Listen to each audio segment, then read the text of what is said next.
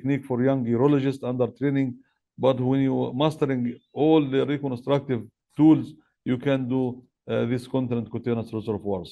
Although with that, the reoperation rate is high, up to 30% of cases, and correction steps may be necessary for stomal stenosis or difficult catheterization or ischemia of the stoma or stone in the pouches, etc. Next, please. This is a technique that we do using serous line tunnel and continent cutaneous outlet. One tunnel is used for anti-refluxive technique, and the other one may use appendix or tapered ileum, and this is continent cutaneous reservoir utilizing the serous line principle. Next, please. This is example of a patient with ectopia vidaica after failure of all reconstructive tools to maintain his bladder, native bladder functioning, underwent continent cutaneous reservoir, and this is 3 years later with a pouch fixed to the umbilicus, and this is the outlet which looks straight and nice upper tract because of the anti-refluxive techniques, and the patient is happy with catheterization of this reservoir every 4 to 6 hours. Next, please. The complications of continent cutaneous reservoirs is not low. 22% stoma problem and redo surgery in 15%, and of course acidosis in 5%, stones in up to 10%, renal deterioration in 8%, and this is the collective data from our material in these cases. And of course there is no technique immune for complications with follow-up, but the advice is this group of patients should stick to you or to the system of follow-up, otherwise they go into troubles. Next, please.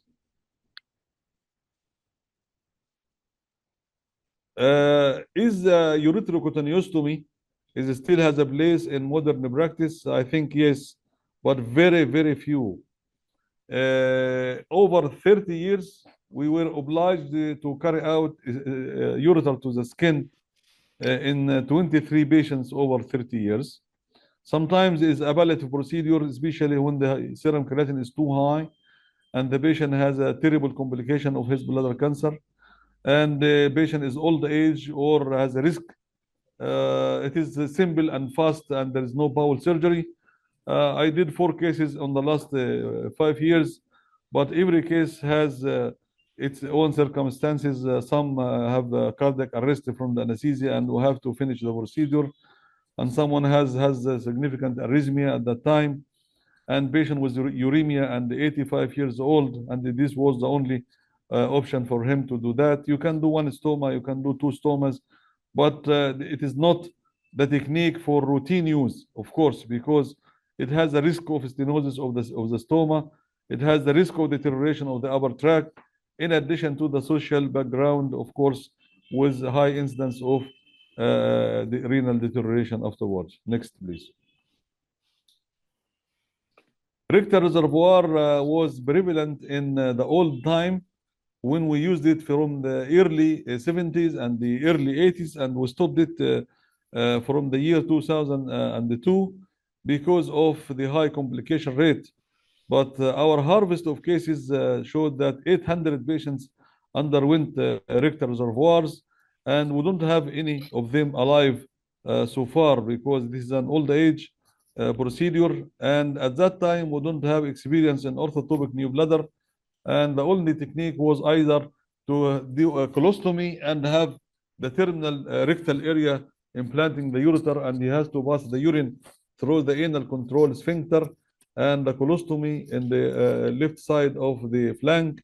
And of course, if you have a significant rectal injury, you can shift it to this technique, and terminal colostomy is usually needed. Of course, what to do is the permanent colostomy is a very silly procedure for many patients is in the modern social life. In addition to the incontinence at night with fecal and urinary soiling, acidosis in 75% of cases and requires high dose of alkali therapy. Infections is quite high, either by pyelonephritis, and many of them will die from renal failure of that if they survive the malignancy. And the incidence of adenocarcinoma of the colon at the site of implantation of the ureter, as you can see in this upper picture on the right hand side, and the renal impairment in 40% and malignancy in 5%. Of course, we stopped to use rectal reservoirs anymore, but still we need to do it in some countries. If they don't have any health system, if there is no appliance available, if the patient are living in very primary rural areas. In a couple of times we went into Africa, and there is no way collect the patient with bladder cancer even from very primitive homes, and they don't have anything even to take care of their health. The only allowed technique is rectal bladder or ureterosigmoidostomy. So give him ureterosigmoidostomy and then fix a stent, it will pass by its way, and give him a big amount of bicarbonate powder. He has to take it every day, 3 or 4 times to compensate for acidosis, and then he can have no stoma and no voiding per urethra, because and there is no health care system at all. So, and the nature will take care of them. Next, please. So we can come to considerations and testaments. الوصايا. ما هي الوصايا after this 30 years? Honesty and transparency in counseling the patient. Don't lead the patient to choose whatever you like. Give him honestly transparency that this is good, this is bad, this would be like that, this would be like that. I do this very well. Someone else can do that for you, and that's it. So you have to be very honest with your patient. Cumulative experience is of great importance. Still, we are learning now every day from our patients. Nobody will reach oversaturation of his experience at all. Multidisciplinary team, urologist, nutrition, psychiatrist, stoma therapist, ICU, medical team, stoma care, health providers, education team, all this should be hand in hand. You are not allowed to do everything by yourself. You cannot take the stoma care, you cannot sit with the patient in ICU. Every one of these teams will do his work. Quality of life is highly important and well respected. One single technique is not enough for every patient. Of course, you have to have different techniques. You have to master ileal conduit very well, orthotopic, ureterocutaneous, ureterocolic, whatever. You have to do whatever you like to do. Reconstructive surgeon should know different alternatives. Repeat cystoscopy yourself in some cases before you do diversion. I have a lot of tricky situations. If I have received patient from my colleague, for example, if Dr. Omar sent me a patient and he did the cystoscope for him, take a biopsy, I said, this patient is Egyptian and he's in Germany, and you have to operate him because he will not stay in Germany anymore. And he didn't show me the video of the cystoscope, and I am just deprived of the knowledge about the condition of the tumor. Only I have a paper work. So in this case, with all respect to Dr. Omar, if I don't have the video, I have to take. Sometimes I go to the patient, I found urethral stricture after the urethral manipulation he did. Because the patient usually comes few weeks later, not second day or second week. So he may develop urethral stricture. You have to realize for that.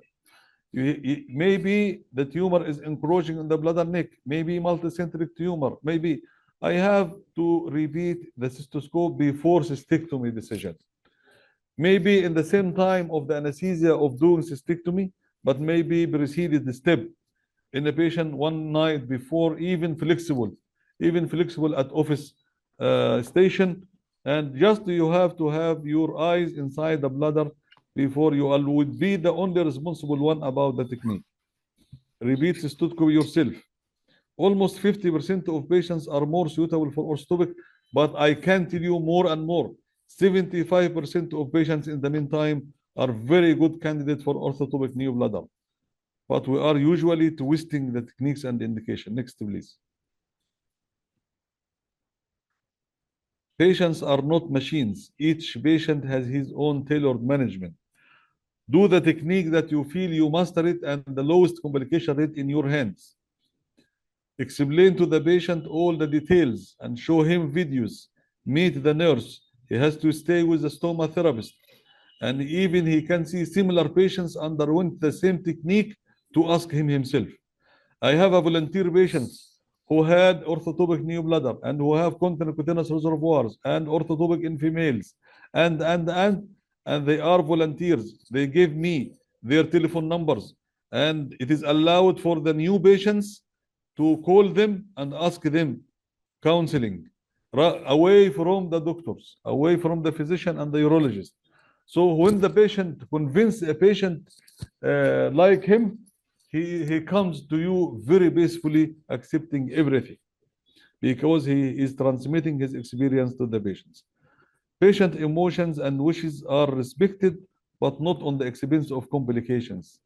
If he has the wish to do orthotopic new bladder, but he has multiple tumors in the urethra, no, I can tell you that I will tell you that recurrence is very high in your patient and you may be obliged. Many of the patients with urethral recurrence died of recurrence in the systemic way as well, because usually they come late, the urethra is very vascularized, and distant metastasis is quite high.